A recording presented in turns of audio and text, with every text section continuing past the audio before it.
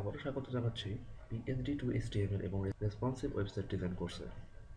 এই পর্বে আমরা দেখব আমাদের পুরো কোর্স জুড়ে যে ম্যাটেরিয়ালসগুলো প্রয়োজন, সেই ম্যাটেরিয়ালসগুলো কোথায় থেকে এবং কী ম্যাটেরিয়ালস সেগুলো কীভাবে কোথায় থেকে সংগ্রহ করা যায়। তো আমাদের ম্যাটেরিয়ালস হিসেবে যে জিনিসগুলো সবচেয়ে বেশি প্রয়োজন সেটি হচ্ছে আমাদের পিএইচডি, আমাদের জেপিজি, আমাদের টেক্সট এডিটর, আমাদের ব্রাউজার এবং আমাদের সিএসএস রিসেট কোড। তো চলুন আমরা কোথায় থেকে এই জিনিসগুলো সংগ্রহ করব দেখে নিই। আমাদের আগে থেকেই সংগ্রহ করে রাখা পিএইচডি ডকুমেন্টটিকেই আমরা এইচটিএমএল এবং সিএসএস দিয়ে কনভার্ট করে এটি পূর্ণাঙ্গ স্ট্যাটিক ওয়েবসাইটে রূপান্তর করব। তো এই পিএইচডিটি মূলত linda.com টিউটোরিয়ালের একটি কোর্স থেকে সংগ্রহ করা। আপনারাও সেই টিউটোরিয়াল থেকে সংগ্রহ করতে পারবেন এবং আমি আমার কোর্সের রিসোর্স ফাইলে এই পিএইচডিটি শেয়ার করব, আপনারা সেখান থেকে কালেকশন করে নিয়ে আপনাদের কাজে লাগাতে পারেন। একইভাবে আমি নেট থেকে সার্চ করে আরেকটি জেপিজি ইমেজ কালেকশন করেছি। এটিও একটি জেপিজি ইমেজ টেমপ্লেট, এটি একটি ওয়েবসাইট লেআউট। এই ওয়েবসাইট লেআউটকেও আমরা স্লাইসিংয়ের মাধ্যমে এইচটিএমএল এবং সিএসএস দিয়ে পূর্ণাঙ্গ একটি ওয়েবসাইটে রূপান্তর করব এবং সেগুলো আমরা স্টেপ বাই স্টেপ দেখতে পারবো আমাদের পরবর্তী লেসন থেকে।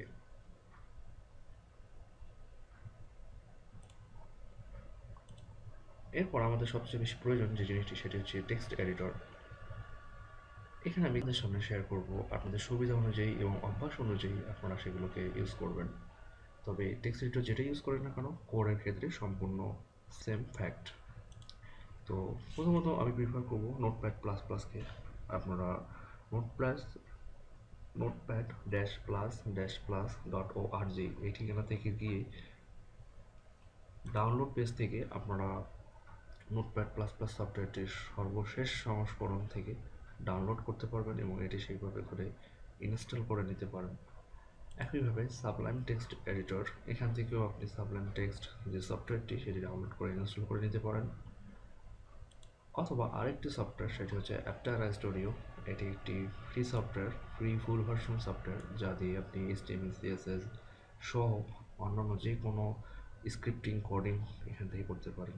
সবচেয়ে মজার ব্যাপার হলো সাবলাইম টেক্সট এডিটরও ক্রস অপারেটিং সিস্টেম সাপোর্ট করে, যেমন এটি Mac operating system, Windows operating system এবং Linux operating system supported. Aptana studio একইভাবে ম্যাক এবং উইন্ডোজ সাপোর্টেড। সো আপনি যে ধরনের উইন্ডোজ ইউজ করেন না কেন সেম ইফেক্টই আপনি দেখতে পারবেন। এরপর আসা যাক আমাদের সিএসএস রিসেট কোড। আমি সিএসএস রিসেট কোডের জন্য আপনাদেরকে এই ঠিকানাটি ইউজ করতে বলবো। আমি আমার নিজের ব্যক্তিগত এবং ক্লায়েন্টদের সকল সাইটে এই সিএসএস রিসেট কোডটি ইউজ করি।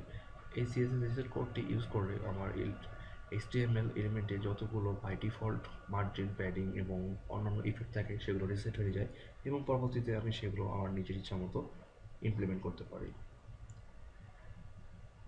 সবশেষে যে জিনিসগুলো প্রয়োজন সেটি হচ্ছে আমাদের ওয়েব ব্রাউজার। ওয়েব ব্রাউজার হিসেবে আপনি ইউজ করতে পারেন ফায়ারফক্স অথবা গুগল ক্রোম। তো ফায়ারফক্স ডাউনলোড করার জন্য আপনি এই সাইট থেকে সর্বশেষ ভার্সনটি ডাউনলোড করে নিতে পারেন এবং গুগল ক্রোম ডাউনলোড করার জন্য আপনি এই সাইট থেকে সর্বশেষ ভার্সনটি এখান থেকে ডাউনলোড করে নিতে পারেন। ফায়ারফক্স এবং গুগল ক্রোম ইউজ করার সবচেয়ে সুবিধা হলো যে আমরা ব্রাউজারে যে সিএসএস ডেভেলপার টুল রয়েছে সেই ডেভেলপার টুলগুলো ইউজ করতে পারবো। ডেভেলপার টুল দিয়ে আমরা খুব সহজেই আমাদের সিএসএস কোডগুলোকে কাস্টমাইজ করতে পারবো এবং ব্রাউজারে লাইভ কোড এডিট করতে পারবো এবং সেই কোডগুলোকে কপি করে নিয়ে আমাদের কাঙ্ক্ষিত টেক্সট এডিটর বা কোড এডিটরে সেগুলোকে পেস্ট করে আমরা আমাদের ফাইনাল রেজাল্ট দেখতে পারবো। তো আমি আবারও বলছি, আপনাদের আগে থেকে যদি এইচটিএমএল এবং সিএসএস সম্পর্কে ভালো ধারণা না থেকে থাকে তবে আমি হাইলি রিকমেন্ড করবো আপনারা অবশ্যই এই কোর্সটি কমপ্লিট করুন। তারপর আমাদের এই পিএইচডি টু এইচটিএমএল এবং রেসপন্সিভ ওয়েবসাইট ডিজাইন কোর্সটিতে চলে আসুন। তা না হলে অনেক অ্যাডভান্স কনসেপ্ট, অনেক অ্যাডভান্স ব্যাপার শেয়ার করা হবে যেগুলো আপনারা কখনোই হয়তো বুঝবেন না। তো আমি আশা করব যে আপনারা এই কোর্সটি শেষ করবেন। শেষ করার পরে আমাদের এই পিএইচডি টু এইচটিএমএল এবং রেসপন্সিভ ওয়েবসাইট ডিজাইন কোর্সের ভিডিওগুলো দেখবেন। ধন্যবাদ সবাইকে।